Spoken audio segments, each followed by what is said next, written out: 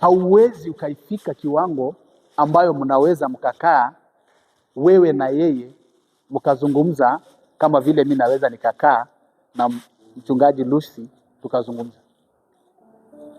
Huyo ni Mungu na wewe ni kiumbe. Lakini kuna hiyo kitu ambayo Daudi alivaa inayoitwa naivera. Kwa kizungu wanaita ephod. Hiyo naivera hata makuhani Walawi walikuwa lazima waivae.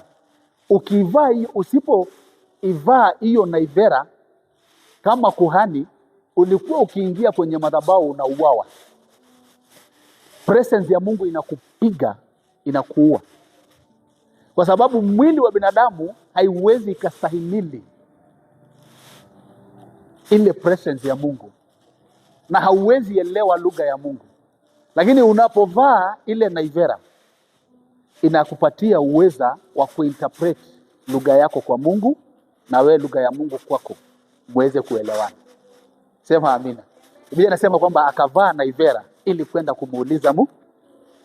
Naivera yako ni nini? Ni lazima ukuwe na naivera. Ni lazima ukuwe na ephod kila wakati ili upate kumuuliza Mungu, kama vile tumefundishwa. Upate kumuuliza Mungu, nifanye hii imekubalika, hii iko sawa. Haleluya. Siwezi nikaongeza mengi, umefundishwa ya kutosha. Lakini ukae ukijua ya kwamba unapotaka kuingia kwenye table of negotiation pamoja na Mungu, ni lazima utafute kitu kinaitwa naivera. Haleluya.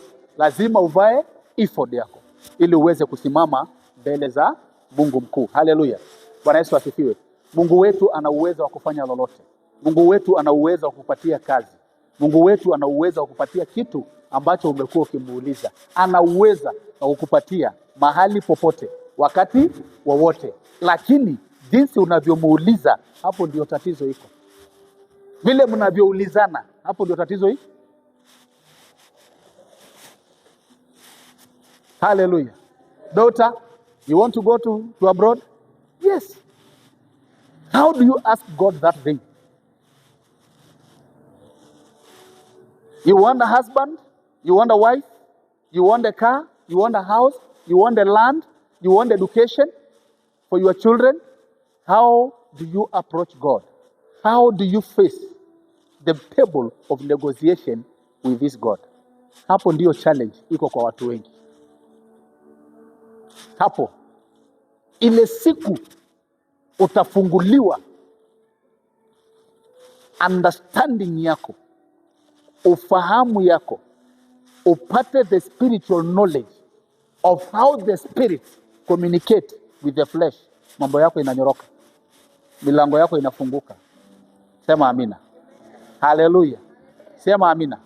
Hakuna neno nyingine yenye nguvu ambayo imeanza mwezi kama hiyo tumefundishwa leo. Hakuna. Hiyo kwangu mimi imenitosha mwezi mzima, kunibeba August yote. Mwalimu hufundisha 25%, 75 ni kazi yako. Mimi nikiwa hapa na kufundisha 25. Pastor Lucy akiwa hapa na kufundisha 25. Kama ni Pastor John 25%, hiyo ingine ni kazi yako.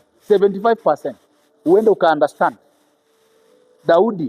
Daudi ni nani, ilikuwa namna gani, ilikuwa hivi na hivi, alimuuliza kwa nini, ilikuwa aje. Na mimi pia napaswa kuwa kama Daudi kwa njia gani, kwa hali gani. Atmosphere yako inaweza ikabadilishwa. Atmosphere, kwa sababu nguvu ya binadamu, the frequencies, the energies that attract things into your life, they are all given its power from your atmosphere. Kwenye atmosphere yako, the invisible part of you, hiyo upande ambayo watu hawaioni, hapo ndio nguvu yako iko. Hapo ndio kila kitu yako iko. Hiyo upande ambayo hata wewe haujui. 95% of human beings hawajui kuconnect kwenye hiyo atmosphere ambayo imebeba vitu vyao. Hawajui. Na hapo ndipo tunapata shida mingi katika ulimwengu wa leo. Shetani kutuchezea kama kiwanja cha mpira.